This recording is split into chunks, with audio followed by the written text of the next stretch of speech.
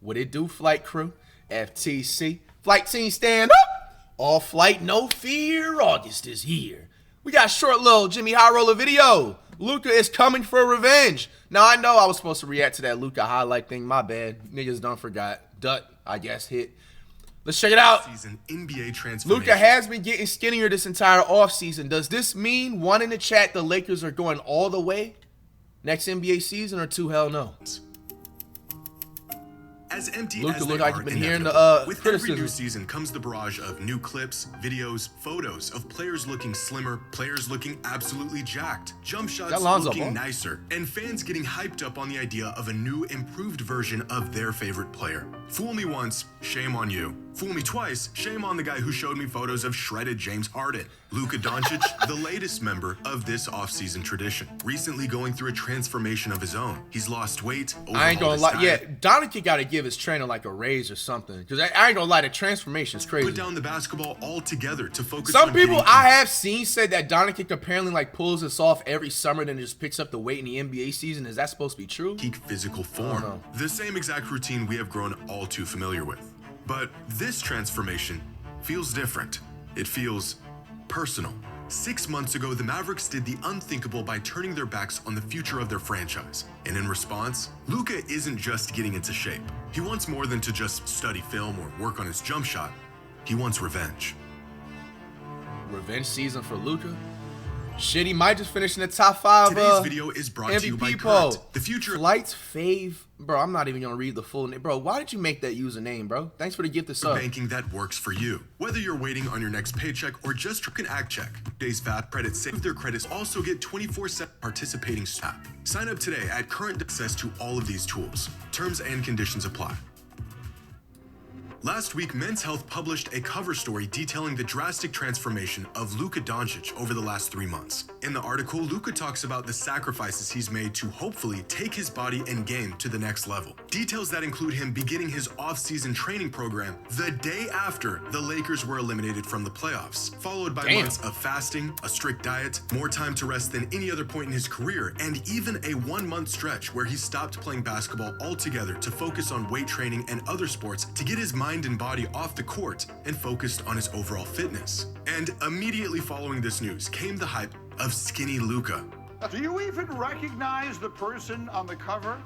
Showing off his slimmer physique in the newest issue of Men's Health. But after a full summer of training and lots of protein, he's poised to take his game and the Lakers to another level. But yo, Jeremiah said before, AI. Not just from other players, but from Luka himself. Time and time and time again. So why would things be any different this time? Because I believe Luka's commitment to his health and conditioning over the last few months actually has little to do with his body and more to do with his mind. The real transformation here isn't in his weight or his conditioning, it's between his ears. For the last 6 months, Luka has been a ticking time bomb. His abilities as a leader were questioned, his work ethic and his drive were put up for debate in front of the whole world. The Mavericks traded Luka because they felt not only was he out of shape, but that he would never get into shape. They felt he wasn't taking his conditioning seriously, and his lack of discipline was essentially a death sentence to any hopes the Mavs had at ever winning a title with him leading their team. Comments that are just as wild today as they were at the time, and probably should have stayed in private, but from their perspective were legitimate concerns. Man, in the following months, Dallas got AD, they landed with the #1 overall pick, which is suspicious, and they landed on Cooper Flag. A happy ending in Dallas considering their monstrosity of a decision. But the one thing Dallas forgot to factor into their grand plan, there is nothing Luka Doncic loves more than revenge. Hey, man. I mean, shit, I'm going to just go off and say, I'm going to say Doncic easily averaging 28 plus per season. I mean, points per game this season. This is the same man who embarrassed a 64-win Suns team, sent them packing in a historic Game 7, and talked smack the whole entire time because they got a little too confident. This is the same man who put the Defensive Player of the Year on an island, walked him down for a game winner, and told him he couldn't guard him, all because of one hard foul. He dropped a 50-piece on the Pistons because their assistant coach said a few things he didn't like. It seems like there was a little extra chirping going on with the bench tonight. Did that impact it? Was their assistant coach. He started chirping in the first quarter. So they didn't like when I cheered back. Now they said play basketball. If they're gonna chirp at me, I'm gonna chirp back. I ain't scared. For every snide remark, every Don keeps standing unsightly on gesture business, though. comes a Luka masterclass as a result of the unfortunate soul who thought it was a good idea to cross him. You want to take a wild guess at who he scored the most points against last season? That's right. Mavericks. The man knows how to hold a grudge. This, my friends, is not a coincidence. And neither is Luka getting into the best shape of his life this offseason. After 7 years in the NBA and refusing to take his health and conditioning seriously, Luka literally did exactly what the Mavs said he would never do and got into the best shape of his life purely out of spite. Which leads me to believe this is not your typical offseason transformation. This is a man who is out for revenge, and like the greats that came before him, is prepared to not just change his game, but change his entire approach on the game. Back in 2011, after losing to Dallas in the finals, LeBron James was at a crossroads in his career. He was definitively the best player in the world by this point. His game looked sharp, it looked complete, he was better than ever. And yet, something was still clearly missing. And it was in the following offseason where he found that missing piece. He sought training from Akeem Olajuwon to expand his post game. He spent more time studying his decision-making on the court and finding ways to improve it. And of course, he transformed his body to handle the more inside-out game he would deploy in the following season. The transformation, although visible on the outside, was happening inside. How he saw the game, how he led his team, his resilience in tough moments, and the sacrifices he was willing to make in order to win. A transformation motivated by the shortcomings and criticism he had faced leading up to that point, and a shift in perspective that many all-time greats have had to face and overcome.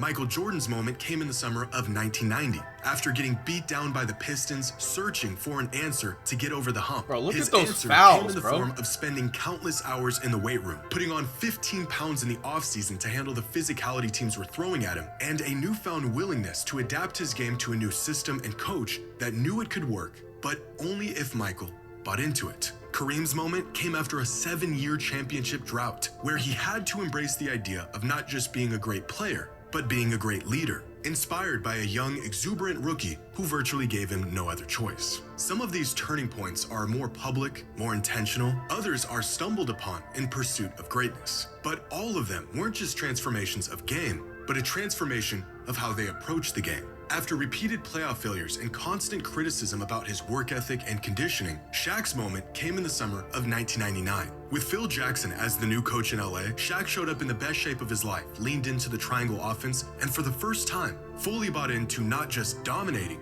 but winning. The transformation was visible in his body, but the change that really mattered happened to his mind.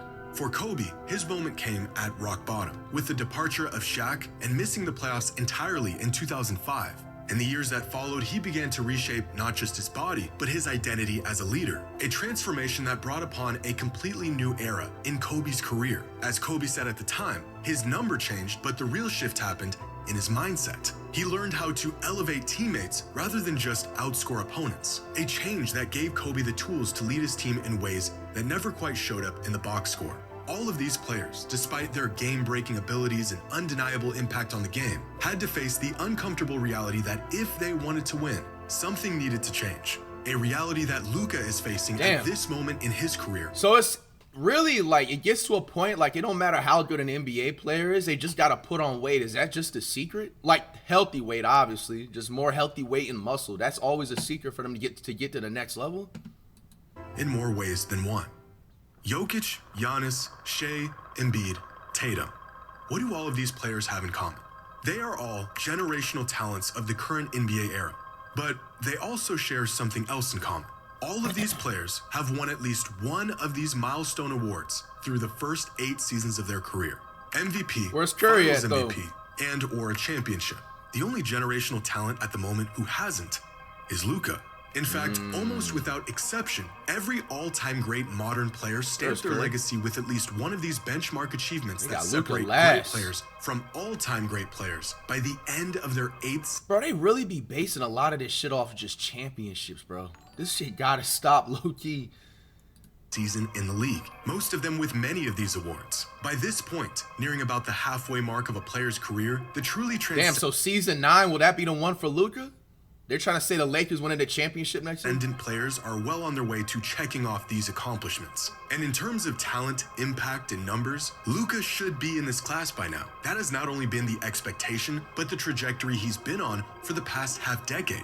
But he has yet to achieve any of these accomplishments going into his 8th season in the league. Luka just had to sit by and watch his Damn, and own looking at draft Magic classmate shit, to his 8th season I ain't gonna lie, that's gotta be like some damn dream. Bro, your first season, you're in a in championship. the league. Luka just had to sit by and watch his own draft classmate pull off a historic run. MVP, Finals MVP, and a championship in the same season. All while Luka was being told he didn't even have what it takes to lead a team to a championship.